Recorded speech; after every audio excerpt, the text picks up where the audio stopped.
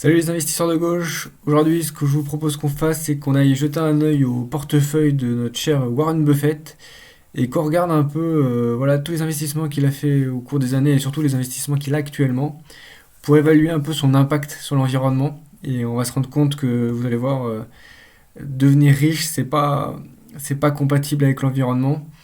Et bien évidemment, il y a d'autres manières de devenir riche en étant bien plus compatible avec l'environnement.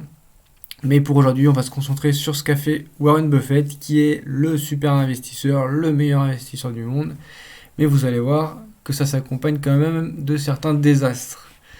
Alors, donc là, je vous ai mis sur Dataroma, on a le portefeuille de Warren Buffett actuellement. Bon, bien sûr, on avait ses ajouts et réductions qu'il a effectuées récemment. Mais ce qu'on va regarder, hein, c'est ses plus grosses positions. Et on va aller regarder ce que je vous avais montré dans une de mes vidéos précédentes. C'est l'Implied Temperature Rise du site MSCI qui vient donner, plusieurs informations. Et donc ça, c'est assez génial. Donc j'ai pris Apple d'abord. Si on regarde Apple, on va découvrir un peu le site sur cette action et puis ensuite on ira plus vite sur les autres.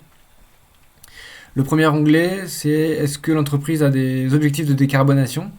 Donc là, effectivement, sur Apple, ils en ont et ils respectent le critère de réchauffement climatique jusqu'à 2 degrés. Donc ils réduisent suffisamment pour limiter le réchauffement climatique à 2 degrés. Et ils veulent atteindre cet objectif en 2030. Et donc ce qu'on va voir, c'est qu'Apple, sur ses émissions de gaz à effet de serre, voilà, ils ne participent déjà pas grandement. Bon, 1,3 c'est conséquent, mais c'est comparé à d'autres, c'est quand même très bon. Et ce qu'on voit surtout, c'est que d'ici 2030, ils veulent très fortement réduire leurs émissions de gaz à effet de serre. Voilà, c'est la courbe noire ici.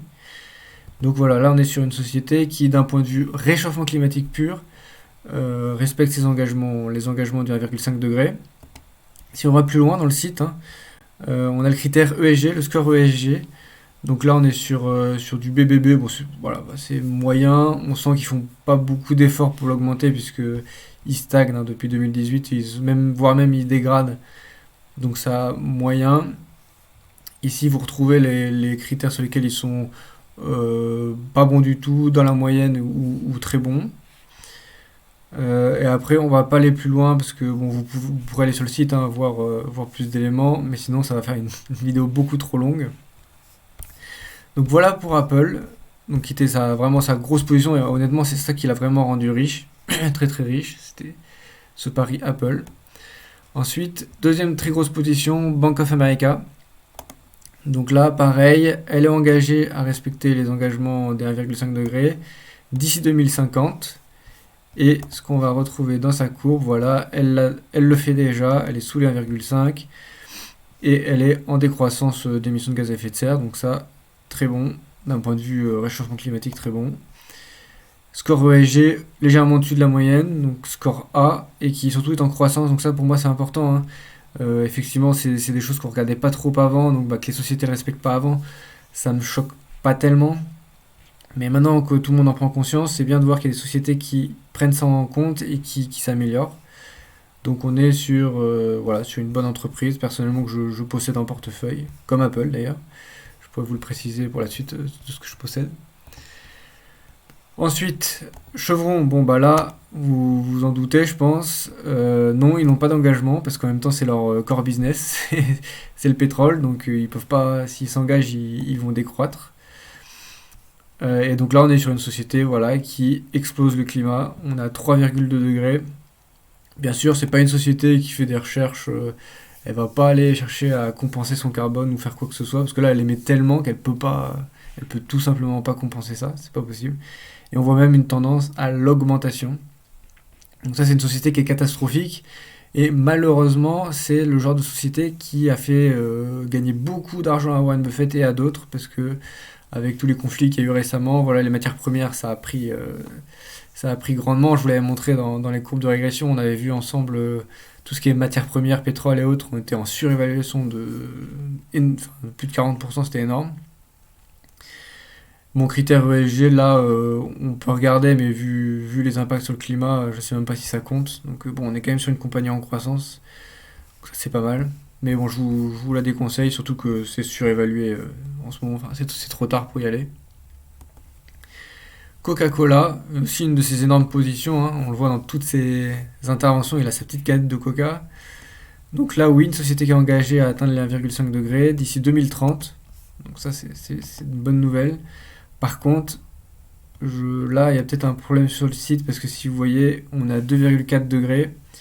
Et ce qu'on voit, c'est qu'ils vont maintenir leurs émissions de gaz à effet de serre fixes. Alors là, tiens, faudrait comprendre ce qui se passe, pourquoi ils estiment qu'ils sont alignés, parce que là, clairement, ils le sont pas. Bon, on pourra regarder plus en détail cette société un jour. Ah, par contre, sur ce score ESG, là, on est sur une très bonne boîte, on va la regarder, donc bien au-dessus de la moyenne, hein, c'est le maximum qu'on puisse avoir.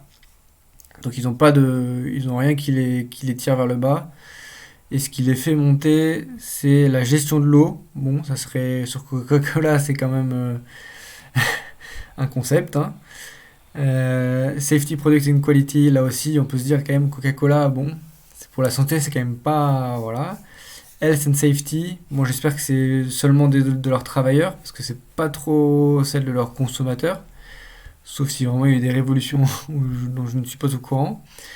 Et pareil, carbon footprint, bon, ça c'est l'impact carbone, on vient de voir juste avant que non, on n'y est pas. Donc bon, voilà, là, ça vous montre aussi la fiabilité de ces scores ESG, hein. Faut toujours vérifier ce qu'il y a dedans. Là, je suis désolé, il n'y a aucun de ces ESG leaders qui me paraît réel sur Coca-Cola. Bon, on passe à la suite. Alors, American Express, oui, ils tiennent leurs engagements, 2040, et ils respectent déjà les émissions de gaz à effet de serre. Ils se sont engagés à les diminuer. Très bien. Un score AA, donc ça, voilà, très bon score ESG, qui n'évolue pas. Bon, bah, ils étaient déjà très bons, ils font pas plus d'efforts que ça. Donc voilà, une boîte qui n'aimait pas, que vous pouvez détenir, il n'y a pas de problème, à mon sens en tout cas.